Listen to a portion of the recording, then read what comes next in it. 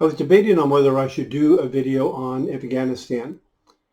I mean, there's a tremendous amount in the news about it right now, and I'm not really sure I can add much to it other than just a couple of perhaps common sense ideas. We've been in Afghanistan for 20 years, and there are a lot of people saying that we should have been out. And I personally would have not went into Afghanistan in the first place, not with ground troops. I always thought that was an error on the part of the United States. But having said that, once you've committed to a people, you do have a certain responsibility to stay and protect those people. And the United States of America has, under the presidency of Joe Biden, has completely disavowed and gotten rid of that obligation. If you're going to pull troops out, you need to do it the way that Trump had did it. He started negotiations directly with the Taliban, being called, of course, a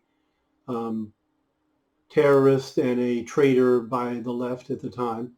And then his end result was that he ended up having a quid pro quo, which would mean you would have to do this, and then I will take down troops, and the Taliban will have to do this, and I will reciprocate and do this. If you don't do that, we will just simply bomb you to death.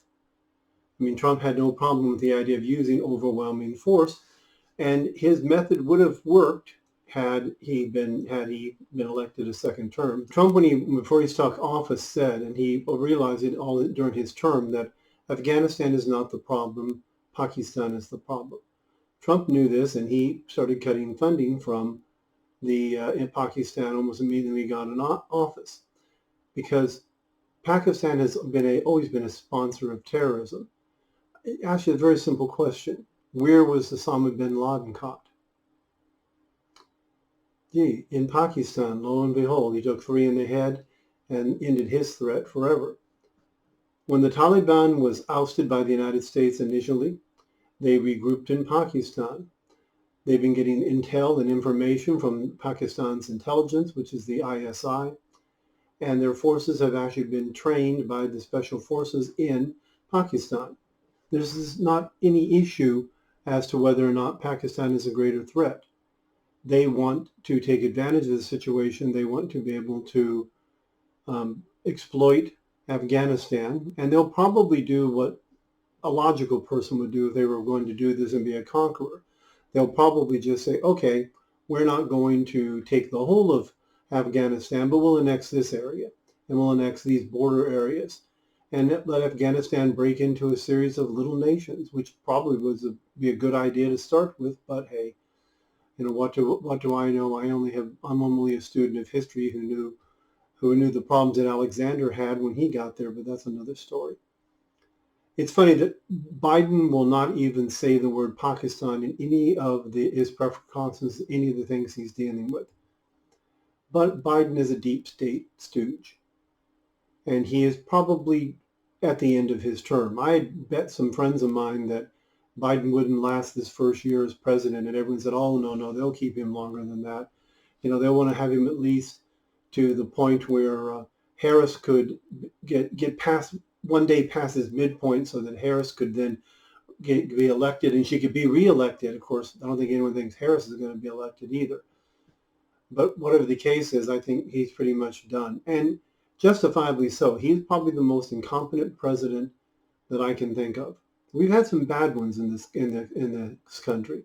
We've had some that weren't very good at all. James Buchanan comes to mind, and James Buchanan thought he was going to be the last president of the United States, and he's the president that basically allowed the United States to go into a civil war. And that's bad. But James Buchanan made mistakes at the time. He wasn't callously causing the deaths of Americans, and that's what's happening here. We have Americans that are trapped in Afghanistan, and they're either going to have to be bought up with funds or traded with weapons or whatever. They're eventually going to become hostages. There's no logical reason why they shouldn't be. If you're the Taliban and you want stuff, why wouldn't you just take hostages? What they have for their moral code, and not even counting the Afghanis who worked with us, who were interpreters and drivers, and all the people that did clerical and other work for our soldiers and our Americans in Afghanistan, and they're now doomed. And because of Pakistan's giving them intelligence, they actually probably are able to get into their cell phones, and they're actually using high tech to identify traitors, or at least traitors to the Taliban, which is a pretty wide list when you get right down to it.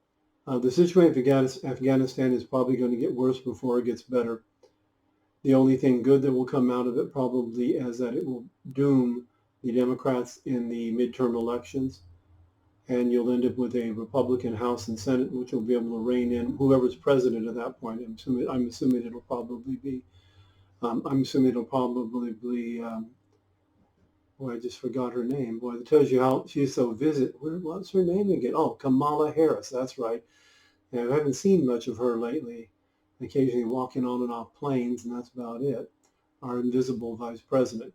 I'm assuming she'll be president probably in the midterms. Anyway, like and subscribe, please. Hit the notification buttons. Tell other people about it, and that way we can get our message out and hopefully help save this country. Thank you kindly.